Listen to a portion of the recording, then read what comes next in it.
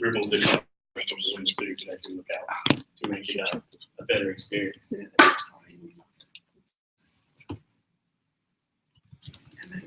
Right. So my focus for what I want to do with virtual reality is really to focus on what's called the sense of presence and this sensation of being in a real environment. And just to connect back to what we talked about with the development, the commercial development and so on. This is a slide from Michael Abras's talk a few years ago, because this was before he went to Oculus. Actually, he was working at Valve before. So you can see this is Steam Day. Steam is a Valve project. But already then he talked about presence as really one of the key features, essentially, of virtual reality. I'm not sure I would agree that it's unique to virtual reality. I mean, if you relate it to human cognition, I mean, you can really start to talk about how present we are in the real environment, and how it's essentially the same thing and so on. But there's no other technology that really can create that kind of virtual presence that virtual reality can do. What about a book, for example? It's similar, so I don't think that. I mean, there are similarities, at least. Certainly, yes, definitely. I mean, so I guess this could start to give some answer to that. So my perspective on relating presence to human cognition and to brain function is really related to theories that the human brain is a simulation engine and a prediction engine, that we always try to simulate and predict what happens around us and to anticipate what can happen and what actually can happen. And then you can talk about whether or not we are present in a specific external environment in terms of whether or not you are predicting and simulating the kind of phenomena that are in that environment. So if your brain is continually predicting what you can do with the things in the virtual environment and what the things in the virtual environment will do next, then I think it's very sensible to say that that is a good description of what it means to be present in that virtual environment. And I mean, if you relate it to a book, if what you're thinking about, what you're predicting is really what the characters or events in the book will do, I mean, then yes, you are present in that book to some degree. I mean, this is, I think it's a description of presence that also allows you to dig deeper quite a lot, because there are many detailed theories of how this could actually work in the brain that you can start to look closer into if you actually want to create more detailed answers to this kind of questions.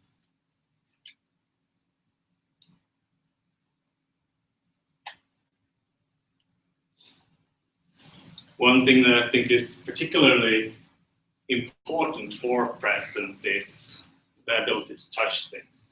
I mean, it's really about being able to confirm your predictions. And one of the best types of confirmation that you can do is to reach out for something, expect to feel it, and actually feel it. So this type of system, I think, is very interesting and very promising for creating a really high sense of presence in a virtual environment, where they use actual physical props to create what's called passive haptics.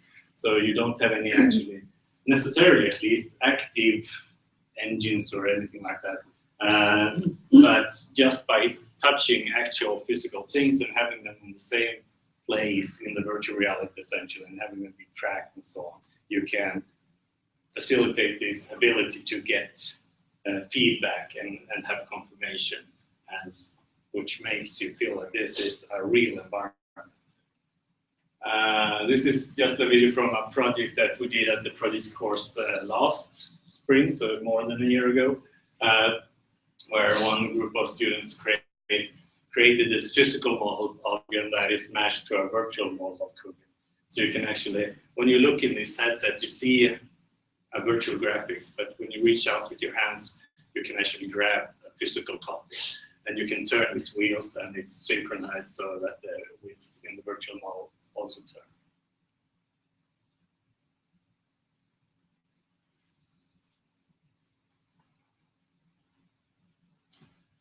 Let's see. So I don't think that we have time to look at all of these, but these are some different examples of how realities can be mixed, essentially. I like to talk now about working with mixed reality. And essentially, that covers a range from a completely virtual environment that allows you to be on the moon or Mars or the Lord of the Rings world or whatever, to a version of our reality where you have some aspects of this reality that are brought into the virtual reality or vice versa. So traditional augmented reality is, for instance, putting markers in a camera image from the real world. While what's called augmented virtuality is, for instance, if you make a 3D scanning of a real character and put that in a virtual world. So just very quickly, this world that can't compensate for that. An interesting visualization because it's connected to HTC Vive. So this is something that will actually come with HTC Vive. And HTC Vive is supposed to move around in the room. They have more of this mixed reality thinking, and they have an actual camera. And I think it's nice how they have worked with the visualizations and how they show this camera. Because they don't just show a traditional camera image, but they make it look more virtual, make it sync up more with the actual virtual environment you are in. So, I mean, you can press a button on these controls to switch this camera back and forth, which allows you, for instance, I mean, it talks about here, oh, I can just switch on the camera and see where the cable is so I don't trip over it while I walk around in this virtual environment otherwise.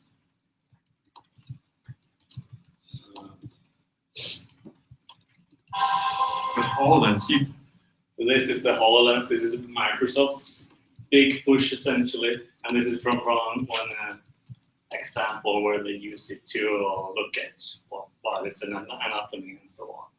And there's one guy remarking here, for instance, that, well, I have never seen these features of a human heart before. I've not been able to look at it like this, because you can just, I mean, you can just walk around it to look at it from different angles and so on. The HoloLens is available for developers that apply for it and live in Canada or UK, and it costs $3,000 at least. So it's not really available for most people. I mentioned hands, and hands are quite important because that's, I mean, as I talked about being able to confirm your predictions and work as you're used to working and to use natural interaction and so on. So this is what's the best thing that is commonly available right now, I would say, and it's the best thing as of a few weeks ago in some sense, because they made a major update to the software that makes this hand tracking work a lot better. So this is based on a camera, an infrared camera that looks at and tracks your hands and creates 3D models of those that you can use to interact with things in the virtual world. Works quite well actually after the last software update, a lot better than it did before. They have re-implemented it to really focus on working well for virtual reality.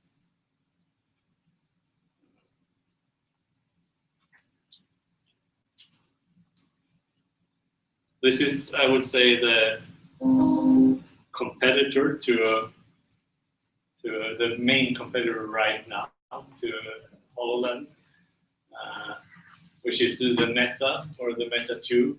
I looked at the previous version of Meta. I wasn't that impressed, but this Meta 2 prototype seems to really have impressed a lot of people, and they had a presentation at TED, I don't know, a few weeks, a month or so ago, that was really very well received, and it showed how you can hand holograms to people, how you can work with holograms. We call them holograms. It's really this kind of virtual objects that you add to the real environment. So you're essentially looking at the real world, and you have these glasses in front of the eyes, where in this case, I believe they use something like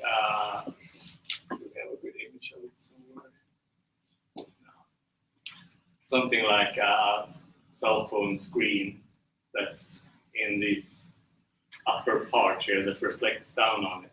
So some people have compared this to the first development kit for the Oculus,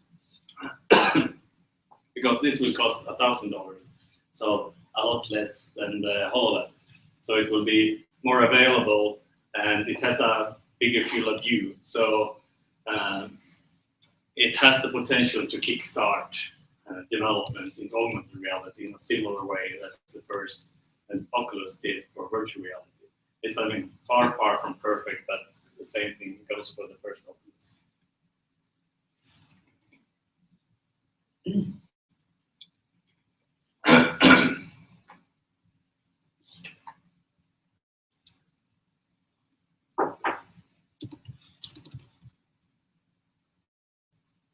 I think I'll skip those in the interest of time. So just some examples that are a bit closer to home.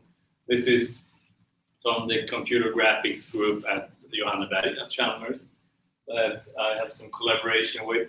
So this is an example where they use several Kinect cameras to stitch together a 3D video, or a free viewpoint video as they call it. So you get a type of 3D model that you could put into a virtual environment and walk around it and stuff like that.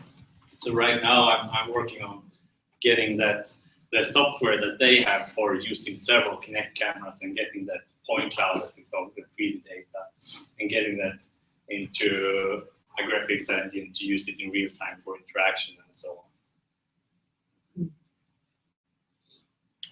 So Marco was supposed to talk here as well, but he got other pressing issues. So this is just one movie from a project that he has worked on before. I mean, Marco really has some expertise in the methods that we want to use to create these kind of systems.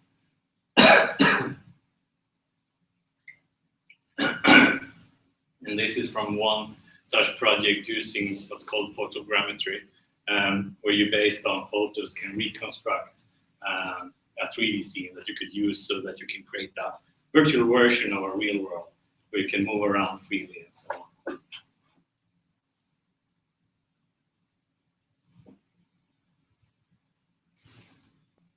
So for instance, I know that Marco is involved in projects relating this to cultural heritage, where you could use this kind of technique to capture old culturally important buildings or sites and stuff like that, so that anyone can, so that they can be backed up essentially. How many photos do you need to make something like this? I don't know. I'll ask Marco. I guess it's, I mean, it could get better, gets better as you get more photos. So I don't know what the minimum is, but I guess you usually have a few hundred. I could Yes? say something about it. The one case is that it takes enormous amounts of image data. It can be very heavy on the project, the size of the data. But it has rapidly developed the last years. So there are algorithmic methods to keep the quality, the detailing, but just with a lesser amount of data. Sorry for Yes. Yeah, and I think that, I mean, a lot of the most interesting developments are related to image processing and computer vision in different ways. And I think that it seems very likely that we will get hardware that is specifically designed and constructed for doing computer vision. Might change this equation. So just some current projects. This is one of the bachelor projects I'm supervising right now, where they're creating a mixed reality game. So it's essentially a strategy game, but it's placed on a table in front of you. So you're in a virtual world, but it's supposed to be synced up so that you can sit by a real table that you can use as a reference point, and you use your hands, then you use sleep motion to be able to touch your forward to create groups and actually reach out in this environment and touch buttons and objects around in this environment to control the game. Another bachelor project is working on creating a virtual reality driving simulator in a game engine, and that we hope to have as a basis to keep working on here and keep on developing for the HMI vehicle group here. So Fang and Min has been involved in this project, for instance.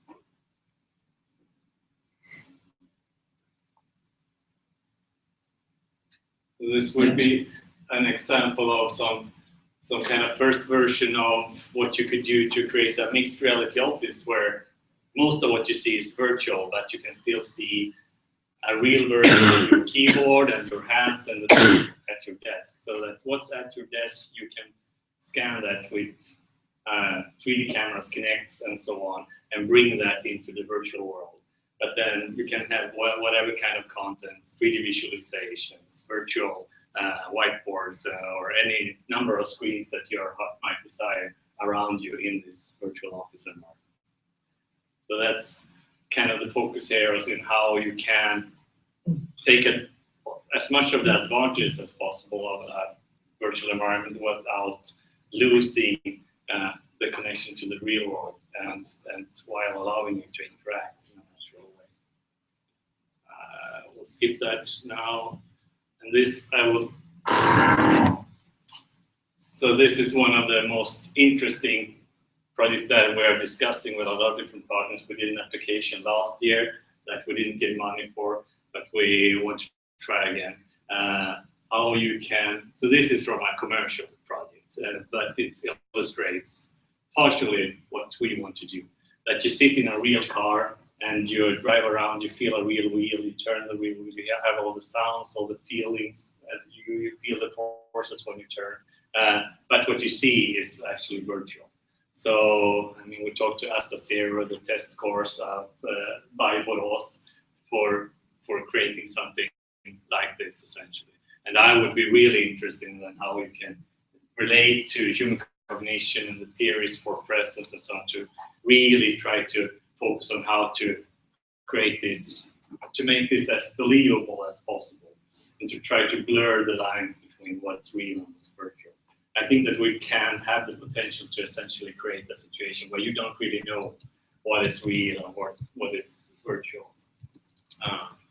And like I said, that would happen not by making the virtual things photorealistic, but probably by making making the virtual things look more like the real things. And yeah, I guess when I say that, I should show this that I just skipped, because that's exactly what I do in this video. They do some image processing on the images, both from the real camera and from the rendered 3D graphics, so that they look similar.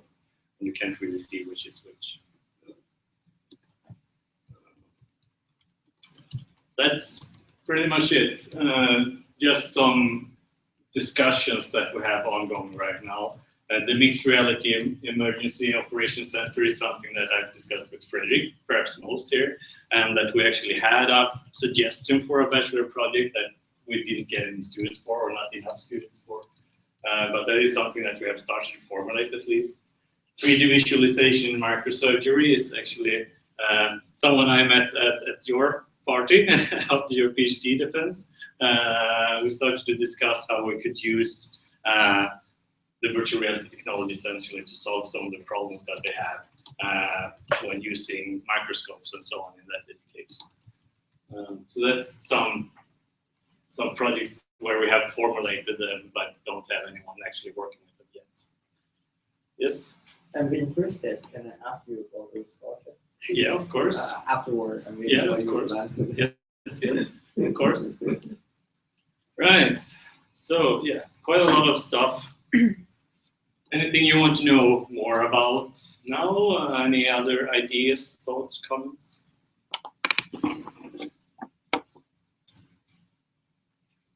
Yes.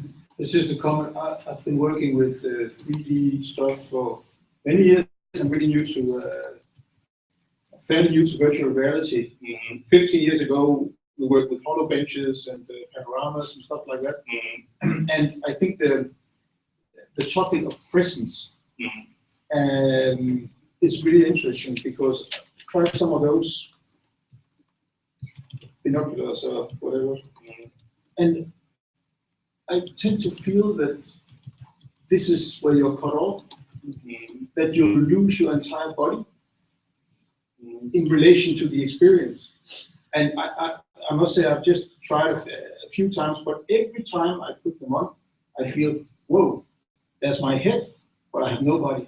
And perhaps it's something that you get used to, but I think it's a really, really awkward experience, at least with the VR and not mixed reality. Yeah, I mean, getting your body into virtual reality is definitely one of the challenges. There are a number of challenges. I mean, how you should move around in virtual reality is one of the big ones, and how you should get a body in the virtual reality is another one of the big challenges. I think that certainly, I think it's a matter of getting used to it to some degree. I don't feel like that. Also, I think it depends a lot on. It's very difficult. I'm reluctant to say that things are like this or that in general for virtual reality, because one of the aspects of virtual reality is that you have so much freedom for what you create, and some applications works well for some people and in some contexts, and some applications work poorly for everyone and so on. One of the really interesting or good things about this Gear VR is the collaboration with Samsung that they have, or with Samsung and Oculus. They have created a ecosystem with the software where they really have curated the content. So it's very easy to install applications that are high quality and works really well. And the rating, they have this rating for them. It's comfortable for most or comfortable for some and so on. So I mean, it's definitely varies how sensitive you are to the issues that may be with virtual reality. I think that But you get used to it. Not everyone, I think. I mean, there's a lot of individual variation. I can't give you a source really, with specific source off the top of my head, but I wouldn't expect that everyone can get used to everything. Some people would have a lot easier time to get used to virtual reality, and I mean, I think that they have the intense rating for some of the experience, like when you jump on a virtual trampoline and stuff like that. It's really not recommended for the weaker stomach. Yes. Yeah. Okay. I don't know who was first. Good question. Okay. The difference between presence and immersion. Yes, but what the difference is depends on who you ask. In virtual reality, I think there's a decent agreement that immersion is more about the technology. And I prefer that description. So that immersion is really that, I mean, you shut out, essentially physically shut out the external world with this headset that closes out the visual input from the outside world and so on. And how some technology allows you to use your hands, the technological conditions, while presence is more about the psychological effect. I mean, I guess I know that in the game industry, for instance, they talk more about immersion and relate that more to psychology, to wanting to believe and stuff like that. Okay. I think it's quite telling that you turn off the sound for all the examples, or most of them, because it's so visual. It's like 95% visual, all of this.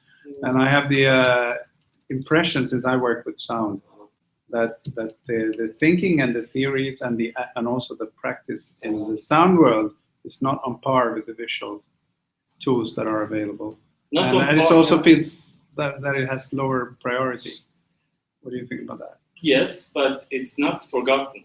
It's coming. And the primary reason that I turned off the sound was that I didn't have time to let you hear enough of it for it to make sense. There was a lot of data that I would have been happy to let you hear. But yes, at this point, I mean, it's certainly focused on the visual. There's an interesting Kickstarter right now for these headphones that do some kind of, I guess it must be approximate HRTFs based on some sensors that are built into the headphones. They are supposed to come sometime late in the autumn or maybe around Christmas. I have pre-ordered those, but and they are supposed to give you really good sense of sound that respects how sound actually works. But yes, I think that definitely the visual aspects have been dominating so far. Yeah. It would be interesting, for example, to be able to walk around at a cocktail party or something like that, and then you would pick up sounds from different sources, different conversations, and so on. And if you only keep track of where in space the sound comes from, then I think you can get a good kind of auditory VR feeling. Yeah, I know we can. I mean, you can find on the I've listened to. I mean, it's not. I haven't as much experience with sound, but I have heard some examples.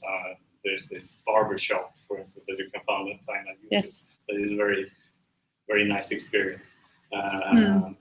And so, I mean, it's no doubt that there is great potential, and it's related to, I mean, when I talk about the importance of touch, I mean, it's really the importance of synchronizing several senses. And sound is, in some ways, probably it will be really good before we get a really good solution for touch. Definitely before we get a really good general solution for touch. And touch is interesting when you can use the actual physical environment around you and synchronize with that. That's an interesting practical application, but to create any kind of touch sensation, that's very complex. Of course. How does them? Yeah. Okay. I think so. Yeah. No, yeah. I had a question. I was thinking, do you think it's are we moving from immersion towards presence more? And it sounds almost like that when you're talking, though. But if it's this technology perspective where you kind of shut out the world, and then it's more that sound is coming and kind of. I think that's an open question, really. Yeah? What will happen?